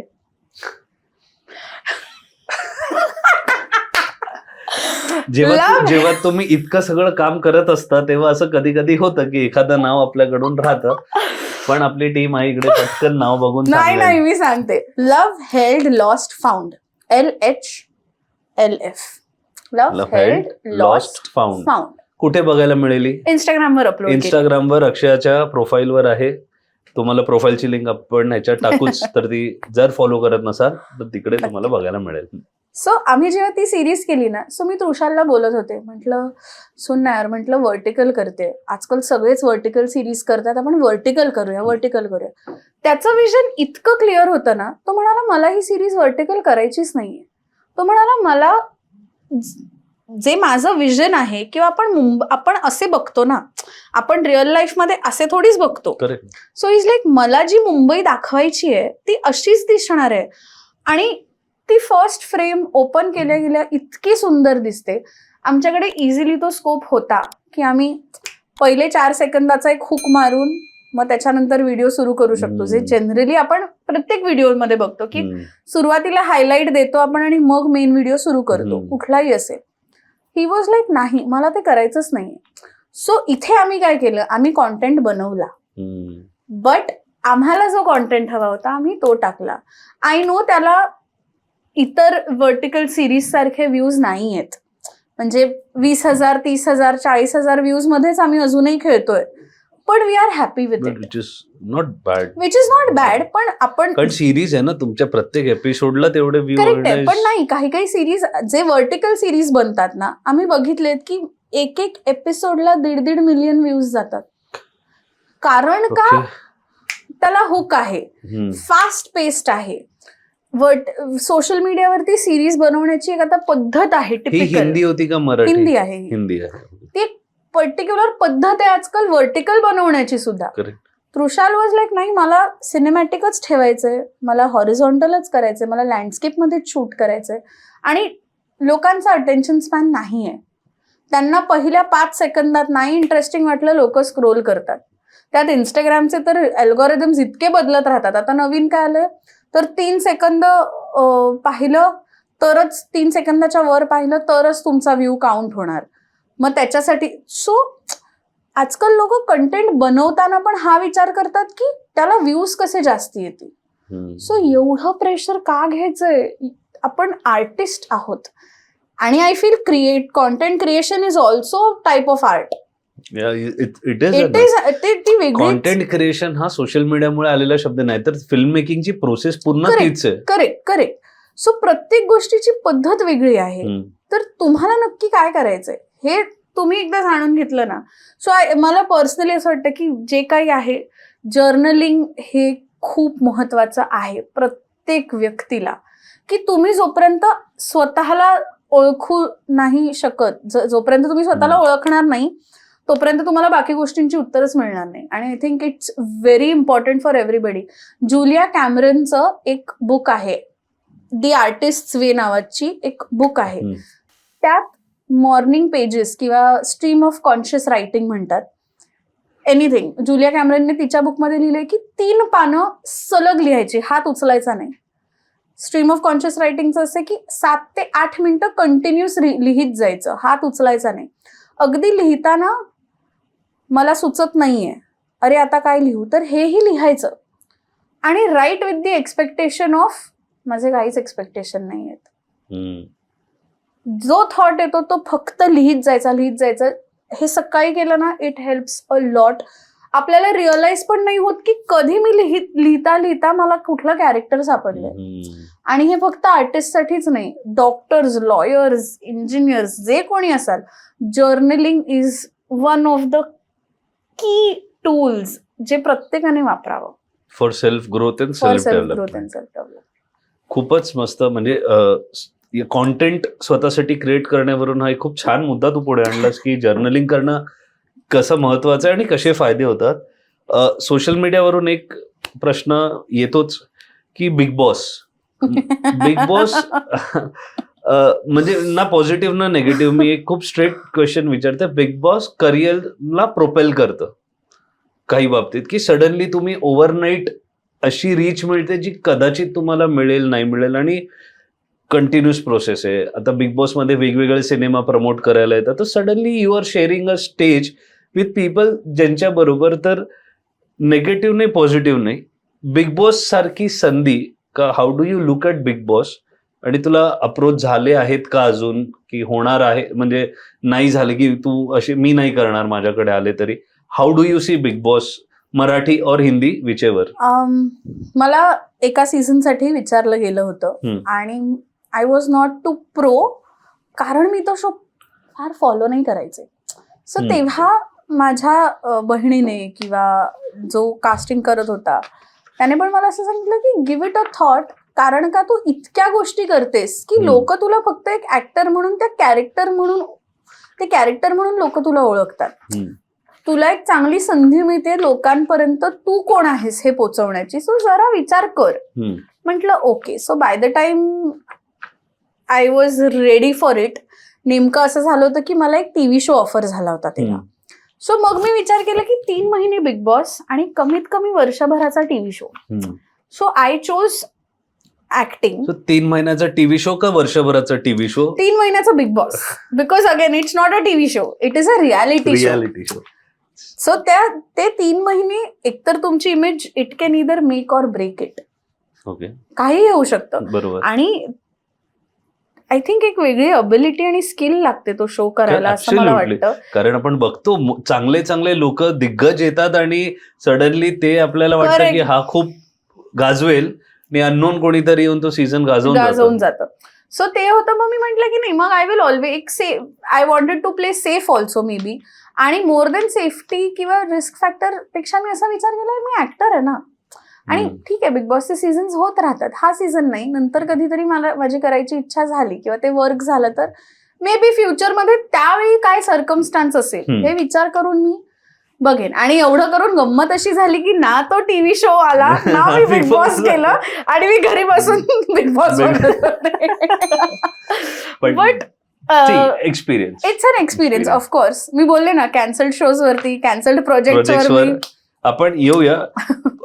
पण before we get into cancelled projects and upcoming project, शेवटचा का बोलतोय कारण आपला time of the podcast limited आहे. तू खूप तुझ्या आर्ट जर तुझं एक अभिनय म्हण, तू त्याला सोशली पण खूप रेलेव्हंट केलंयस समाजासाठी. म्हणजे खूप कमी अभिनेता आपल्याला माहिती आहेत जे त्यांचं आर्ट अशा समाजकार्यासाठी वापरतात. तू जे क्लाउनिंग करते, तू एक NGO काम करते जिकडे सेक्स वर्कर्सची जी मुलं आहेत का ह्युमन ट्रॅफिकिंगचे, मग अशा लोकांसाठी जाऊन एक आर्ट देऊन त्यांच्या लाईफमध्ये काहीतरी खरंच चांगला बदल करणं, ते पण या सुरुवातीपासून. असं नाही की आता मी फेमस झालीये तो अभि चल थोडा सोशल वर्क करते, पर्सनल PR.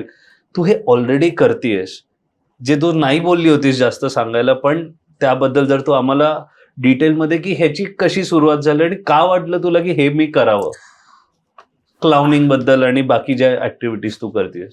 सो मला ना मला टीव्हीवर यायचंय किंवा मला फिल्म्स करायचंय हे कधीच मला कधीच स्ट्राईक झालं नव्हतं.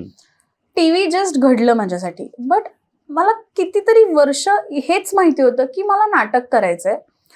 आणि आय ऑलवेज फेल्ट की स्पोर्ट्स ठीक आहे इट इज इम्पॉर्टंट आपल्या कंट्रीमध्ये, पण मला असं वाटतं की ती एक गोष्ट जी लोकांना युनायटेड ठेवते इज आर्ट अँड कल्चर आणि इट इज नाटक. सो माझी नेहमी अशी इच्छा होती की मला लोकल फॉर्म्स, फोक फॉर्म्स शिकायचे, ह्या राज्यातलं दुसऱ्या राज्यात जाऊन परफॉर्म करायचे, कल्चरल एक्सचेंज करायचे, हे मला नेहमी असं वाटायचं. पण destiny had other plans. Me TV करायला लागले.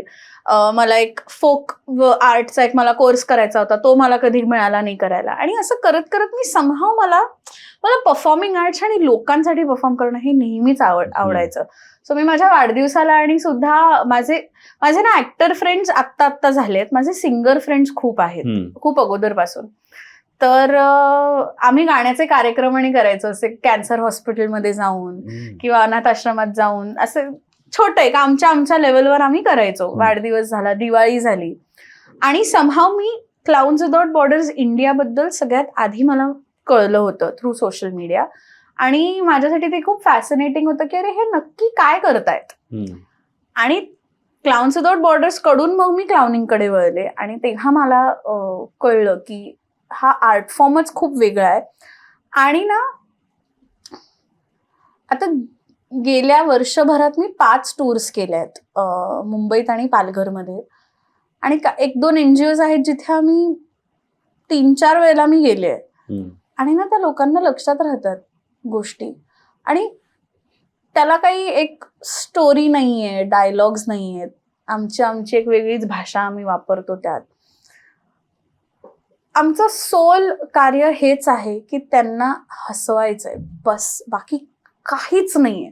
आम्ही जातो ना, आमचे जे सर आहेत रुपेश टिल्लू, त्यांनी क्लाउन्स विदाउट बॉर्डर्स इंडिया त्यांनी भारतात आणलं. म्हणजे clowns without borders is an international concept. NGO, Swedish हे आहे आणि पूर्ण एशियामध्ये भारत एकमेव देश आहे ज्यांच्याकडे क्लाउन्स विदाउट बॉर्डर्स आहे. आणि ते सरांनी, रुपेश टिल्लू माझ्या सरांचं नाव आहे, त्यांनी भारतात आणलं आणि ते वॉर झोन्समध्ये आणि काम करायचे. आणि त्यांचंही हेच होतं की मग आम्ही आता मध्यंतरी बसलो होतो तेव्हा आमचं बोलणं चालू होतं की कुठून आलं, कसं त्यांना हे सुचलं, त्यांनी का भारतात आणायचा विचार केला. आणि ना आपल्याला वाटत सुद्धा नाही माहिती, पण जेव्हा आम्ही तिथे जातो आणि त्या लहान मुलांना आणि मुलींना बघतो ना, असं वाटतं की यार मला फक्त देवाला आणि आईबाबांना थँक्यू म्हणायचं वाटतं. प्रिव्हिलेज कळतं आपलं काय ते. Way too privilege. आणि ना ते त्यांच्यासाठी कथार्सिस असतं. सो आम्हाला नेहमी सांगतात सर सुद्धा की आम्ही कुठल्याही NGOला गेलो ना, आम्हाला स्ट्रिक्ट वॉर्निंग असते की त्यांना काहीही द्यायचं नाही. आम्ही चॉकलेट्स घेऊन नाही जात, फुगे नाही, गिफ्ट्स नाही. कारण ते म्हणतात त्या मुलांची नेहमी मग ती लोक अपेक्षा ठेवतात की अरे ही लोक येणार ना म्हणजे काहीतरी घेऊन येणार. ते म्हणाले द ओनली थिंग जे आपण ह्या लोकांना देऊ शकतो तो आहे आनंद. आणि त्यांना लक्षात राहतं माहितीये. सो आता एक नवजीवन म्हणून एक मुलींची संस्था आहे, मानखुर्दलाच आहे वाटतं, चेंबूर त्या साईडला. मी गेले आणि ह्यावेळी जेव्हा मी गेले तेव्हा मी एक वेगळं नाटक परफॉर्म केलं. आणि मी गेल्या मे मध्ये गेले होते तेव्हा मी जे नाटक केलं होतं त्यांच्या ते लक्षात होतं आणि त्यांनी मला ते करायला लावलं. कारण आता 2-3 छोटे छोटे पीसेस घेऊन जातो. सो मध्ये मध्ये आम्ही कोण ना कोणतरी टाइम ते गॅप हे करतो. सो मला त्यांनी त्या नाटकातलं करायला लावलं. नाही आपो उलाला करते ते वो दिखाव ना करके. आणि त्यांना एवढं मला इतकं छान वाटतं की ती लोक इतकं मनापासून हसतात ना, अगदी लहान मुलं. माझा जो सगळ्यात पहिला एक्सपिरियन्स होता तो सुपर डेंजर होता. कारण आपले रस्त्यावर जी लोक रेस्क्यूड असतात ना, कस्तुरबा बेगर होम आहे चेंबूरला आहे ते सुद्धा. मी तिथे गेलो आणि ना तिथल्या बायका काहीच रिॲक्ट करेना. फक्त एकच हार्डली 1 किंवा 2 जणी रिॲक्ट करत होत्या. तर ते इंटरॅक्टिव्ह असतं, आम्ही त्यांना पण आमच्या परफॉर्मन्समध्ये इन्व्हॉल्व्ह करून घेतो. आणि त्या बाईच्या डोळ्यात असं हलकं हलकं पाणी होतं आणि ती हसते. तिचा पाय थोडासा मोडका होता पण ती आमच्याबरोबर सगळं करते. आणि मला असं झालं, आम्ही बाहेर आलो तर आम्ही म्हटलं चांगलं नाही झालं का, कारण म्हटलं कोणीच हसतच नव्हते. आम्हाला कळणार कसं फीडबॅक. सो तेव्हा आमची जी डिरेक्टर होती अंकिता निकरड, ती आम्हाला म्हणाली की त्यांची कपॅसिटीच तेवढी आहे रिॲक्ट करण्याची. सो तुम्ही ह्याच्यात जाऊ नका की अरे ही लोक हसत नाहीयेत तर तुमचा परफॉर्मन्स पोचत नाही. त्यांच्या इमोशन्सची कपॅसिटीच तेवढी आहे. आणि हे झालं होतं गेल्या मे मध्ये. आणि ह्या वर्षी मार्च मध्ये आम्ही परत गेलो होतो आणि त्या ग्रुपमधल्या एक मोजके आय थिंक 3 का 4 जणी ह्यावेळी सुद्धा तिथे होत्या आणि त्यांना आम्ही लक्षात होतो. आता सांगताना पण काटा आला अंगावर. ते त्यांना एवढंच असतं की त्यांना आनंद देण्यात जो काही आनंद आम्हाला मिळतो.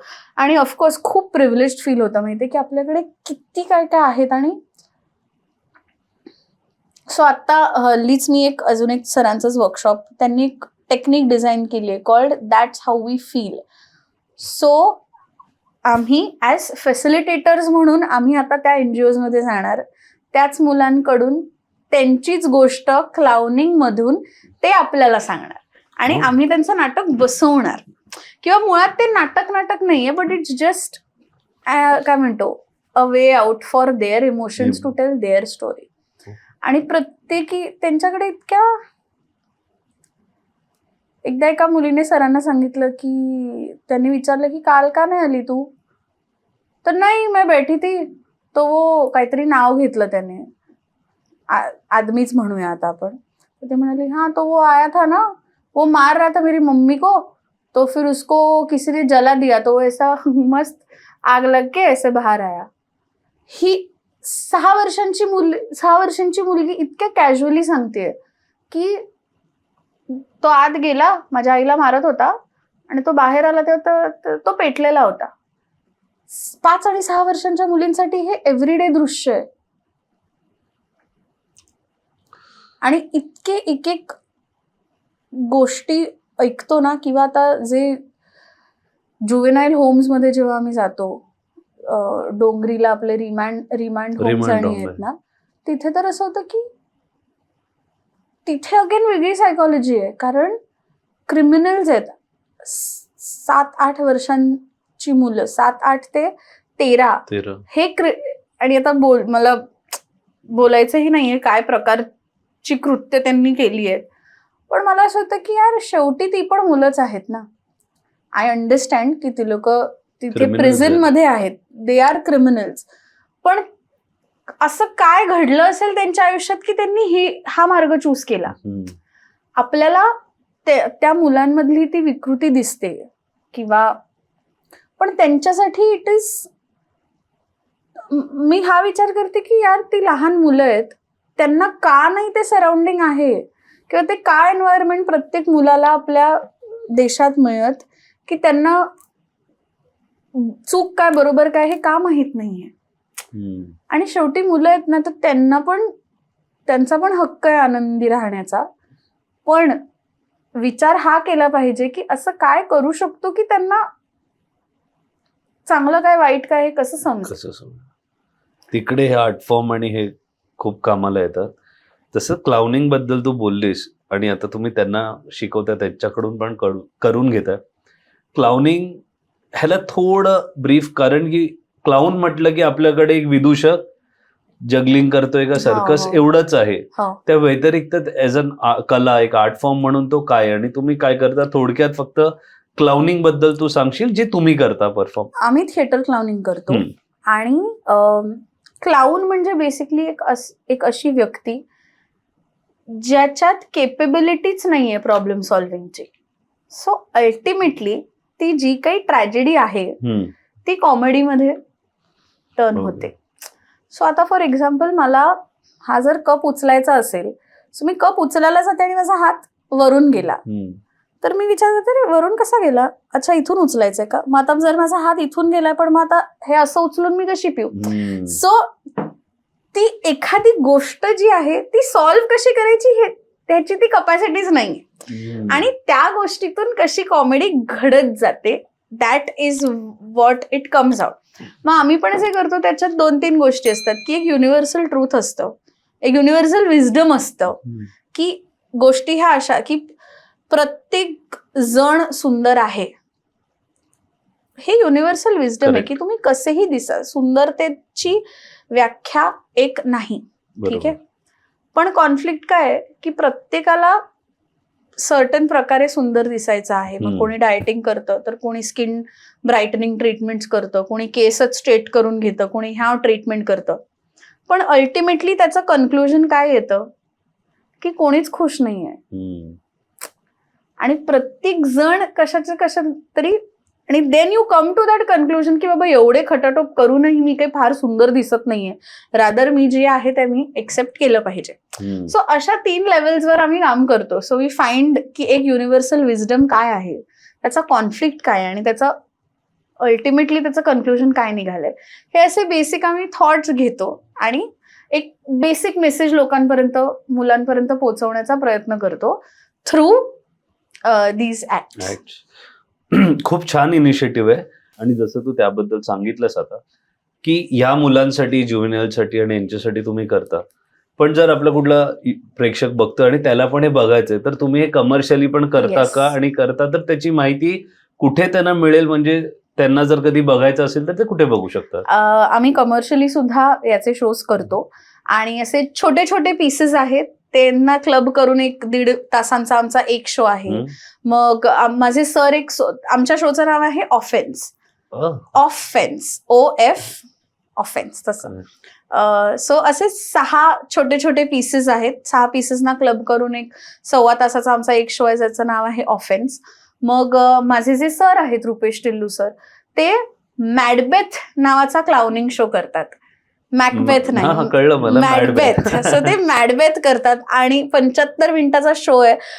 मी स्वतः गेल्या 1 वर्षात तो शो मी 6 वेळा पाहिलाय. मी एकटीने 6 वेळा पाहिलं. मी जितक्यांदाही बघते इट जस्ट गेट्स बेटर. आणि आम्ही आता आमचं चालू आहे की मॅडबेथ हे कुठल्या भाषेत आहे?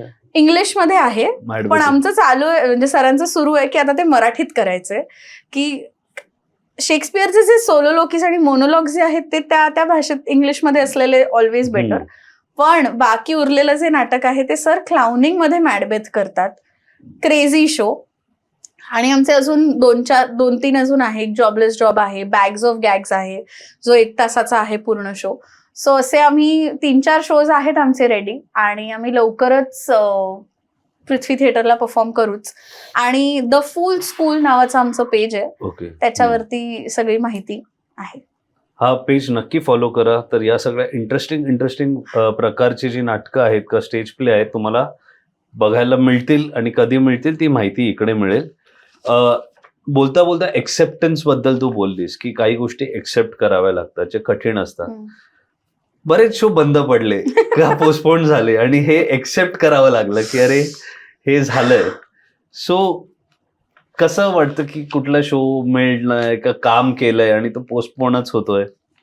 इतके आहेत, इतके म्हणजे आता लेटेस्ट पण मी असं म्हणेन की 16 मार्चला एक माझा शो ऑन एअर जाणार होता, आणि त्याचं महिनाभरापासून त्यांचे प्रमोशन्स, आमचं शूट सुरू झालं, आमचे प्रोमोज पण आउट झाले, आणि काही इंटरनल गोष्टींमुळे तो प्रोजेक्ट होल्डवर गेलाय. अजूनही तो कॅन्सल नाही झालाय, पण होल्डवर गेलाय. हा, होपफुली जून मध्ये होईल सुरू असं म्हणतायत. पण मला असं झालं की अरे काहीतरी एक, काय होतं माहितीये, आपल्या फील्डमध्ये एक रुटीन नाहीये. जसे जॉबवाल्यांना असतं, कॉर्पोरेट्सना आणि असतं की 9 to 5 आहे, झालं. आय थिंक ऍक्टर्ससाठी that is the most difficult. का सांगते, टेक्निशियन्ससाठी पण तेवढं डिफिकल्ट का नसतं माहितीये, त्यांना फरक नाही पडत जर त्यांचा क्रू बदलला तर. आता मी त्या शो साठी माझा जो लुक होता हा असाच होता, आणि माझे केस बीस मी कलर केलेले आहेत ब्राऊन. आणि आता जेव्हा मी फिल्मला गेले तेव्हा फिल्मसाठी असं झालं की माझ्या कॅरेक्टरचे काळे, मी असे फॅन्सी हेअर कलर नाही ठेवू शकत, बिकॉज मी तो प्रोजेक्ट माझा होल्डवर आहे. आय डोंट नो किती काय होल्डवर आहे. मी त्या फिल्मसाठी रोज माझे कलर करावे लागायचे, मला हेअर स्प्रे मारावा लागत होता काळ्या रंगाचा. सो इनडेफिनेट इतकं आता मला असं झालं की काहीतरी आयडिया द्या, की 2 महिने पुश होते, चालेल मला, I am ready to wait, I will work around it. पण कॅन्सल प्रोजेक्टचा तो एक, म्हणजे आता लेटेस्ट तर हाच आहे, कारण चॅनलने मीडियाला दिलं, मीडियामध्ये पहिलं हिंदीवाल्या पोर्टल्सवर आलं, तिथे आल्यावर आपल्या सगळ्या पोर्टल्सने कव्हर केलं. हिंदी सिरियल आहे, आणि ओटीटी का टीव्ही. ओके. सो ते हिंदी पोर्टल्सने कव्हर केलं, मग मराठी पोर्टल्सने कव्हर केलं, पानभर न्यूज ब्यूज आली, सगळी इंटरव्ह्यूज, आणि आले माझे छापून की अक्षया नाईक परत झळकणार टेलिव्हिजन मध्ये. बोमलाचा शो आलाच नाही. सो मला असं वाटतं की काहीतरी सांगा मला, काहीतरी, बिकॉज त्याच्यावर आपण बाकी गोष्टी करणार. सगळ्यात हिट म्हणजे मला एक तेव्हा ना डिस्कव्हरी जीत नावाचं एक चॅनल आलं होतं, जे हार्डली 3-4 महिने वर्क झालं, आणि त्यांचा OTT प्लॅटफॉर्म नेटफ्लिक्स असणार होतं. दिस इज 2018ची गोष्ट आहे. आणि मस्त शो, खूप कमाल शो होता. चक दे इंडिया सारखंच होतं तो शो, बट कबड्डी होतं त्याचं, स्पोर्ट, आणि कोणतरी बॉलिवूड ऍक्टर करणार होते टीव्ही शो. आणि त्यांचं असं होतं की 6 महिनेच आहे, फायनाईट सिरीज आहे. मी खूप एक्सायटेड होते, आणि त्या नादात ना मी 3 शो सोडले. म्हणजे एक तर झी टीव्ही हिंदीचा डिरेक्टली चॅनल मधून कॉल आला होता, ते म्हणाले 2 महिन्याचंच काम आहे पर डे, आणि खूप चांगला देत होते. म्हटलं की नाही, मी ऑलरेडी एक शो साईन केलाय. एक अमेझॉनचं पायलट होतं तेव्हा ना, OTT आणि नवीन आलं होतं, त्यांना नाही म्हणाले. अजून एक MX प्लेअर साठी 5 मुलींची सिरीज होती, त्यांना पण. तो मुलगा 20 दिवस माझ्यासाठी तो कास्टिंग असिस्टंट फॉलोअप करत होता की भेज दो ना, नाही 2 महिन्यांनी हम आपका शूट 1 महीने में खत्म कर देंगे. म्हटलं नाही, मी ऑलरेडी, बिकॉज माझं असं होतं की एका वेळेला उगाच ताटात 10 गोष्टी नको घ्यायला, कारण आपण एवढे पण कोणी मोठे नाही आहोत की माझ्यासाठी लोक डेट्स मॅनेज करतील, चेंज करतील. त्रास होईल कोणाला तरी, त्रास मलाच होणार, कारण ऍडजस्ट मलाच करावं लागणार आहे ना, प्रोडक्शन थोडीच करणार आहे. I was a new actor तेव्हा. तर मी म्हटलं नको, असं म्हणाले. आणि मी शेवटी एक दिवशी फोन केला, म्हटलं की कुठपर्यंत आलंय. म्हटलं परवा त्यांनी सांगितलेलं की आम्हाला कबड्डीची आणि ट्रेनिंग सुरू करणार होते. म्हटलं की परवा किती वाजता आहे. नहीं मैम हम आपको कॉल ही करने वाले थे, वो एक्चुअली ना शो 2 महीने पुश हो गया है. माझं असं झालं, अरे यार. मी लगेच सगळ्यांना फोनाफोनी. आणि लिटरली तो MX प्लेअर वाला शो वाला म्हणाला की मॅम हमने कल फायनल कर दी. आणि 1 वर्ष गेलं. आणि that was actually the time. त्यानंतर मी आठवडाभर मी घराबाहेर पडले नाही. मी घरीच होते. म्हटलं असं की येतं तेव्हा सगळं एकत्र येतं, नाहीतर काहीच नसतं. अमेझॉनचं पायलट गेलं, झी टीव्हीचा शो गेला, भूतू नावाची सिरियल यायची तेव्हा ती 2 लहान मुलं मेन कॅरेक्टर्स ते होते आणि एक शेवटचा ट्रॅक होता एक, आणि ते कॅरेक्टर, आणि त्याच्यानंतर सिरियल संपणार होती. अमेझॉनचं पायलट गेलं, झी टीव्हीचा शो गेला, MX प्लेअरची वेब सिरीज गेली. आणि मग मी सौरभ सचदेवा सरांकडे वर्कशॉप केलं ऍक्टर्सचं. त्याच्यानंतर मग मी त्यांच्याबरोबर 1.5 वर्ष मी खूप बाकी बरीच कामं मी करत होते. आणि 1.25 वर्ष झालं आणि MX प्लेअर लॉन्च झालं होतं. तेव्हा MX प्लेअरसाठी वेब सिरीज आहे हेही माहित नव्हतं. बँड्राला वेस्टर्न एक्सप्रेस हायवे सुरू होतो, तिथपासून ते JVLR पर्यंत पूर्ण हायवेवरती त्या शोचे बॅनर्स लागले होते. मी इतकी रडले होते त्या दिवशी. माझ्या बहिणीला फोन करून ओक्साबोक्षी रडले होते. म्हटलं मी का जाऊ दिलं. तर ती म्हणाली की अगं इट्स नॉट युअर फॉल्ट, की तू ऑलरेडी एक काम घेतलं होतंस म्हणून तू त्यांना नाही म्हणालीस ना, तू असं नाही की माज दाखवलास किंवा काय. म्हटलं नाही, फेअर इनफ. सो असे खूप खूप अनएक्सपेक्टेड मला कामं पण मिळाली आहेत आणि खूप अनएक्सपेक्टेड अशी गेली सुद्धा आहेत. जाता आता एक सिनेमा येतोय तुझा पूजा सावंत बरोबर, लग्न आणि बरंच काही. तर थोडक्यात त्याच्या जर आपण बोलू शकतो तर लेट्स टॉक अबाउट दॅट. हल्ली मी आता 2 दिवस झाले मी शूट करून आले त्या फिल्मचा, आणि खूप व्हेरी गुड एक्सपिरियन्स. अगेन खूप कमाल. कोण आहे दिग्दर्शक? आणि वेदांती दानी म्हणून आमच्या डिरेक्टर आहेत. स्मिता निर्मल DOP आहेत. फुल ऑल गर्ल प्रोजेक्ट आहे का? येस. सगळे जे HODs आहेत, मेजरली 90% 95% सगळ्या HODs ह्या फिमेल आहेत. आणि खूप गोड अशी गोष्ट आहे. आणि ती मला जास्ती डिटेल्स नाही त्याचे, पण एका again from a female perspective ती गोष्ट आहे. खूप रिलेटेबल आहे. आणि आम्ही शूट करताना पण खूप मजा आली आम्हाला. इतर ऍक्टर्स कोण आहेत हे मला आता मी डिस्क्लोज अनफॉर्च्युनेटली नाही करू शकत, पण एक आम्ही खूप धमाल केली शूट करताना. आणि ऑफकोर्स कोल्हापुरात शूट होतं, त्यामुळे मी अधेमध्ये सुट्टी मिळाली की जाऊन छान जरा खाऊन तांबडा बंडा ओढून आले. असं नका, पाणी सुटतं.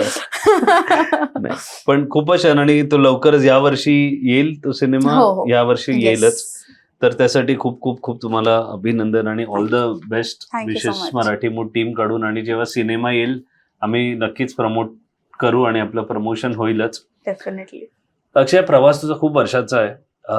जेवढ्या गोष्टी आपण बोललो, पण तरी असं वाटतं बोलताना की बऱ्याच गोष्टी अजून आहेत ज्याच्यावर आपण करू शकतो, पण वेळेचं बंधन आहे. तर कुठेतरी आपल्याला थांबावं लागणार, किती मजा येत असली गप्पा मारायला तरी.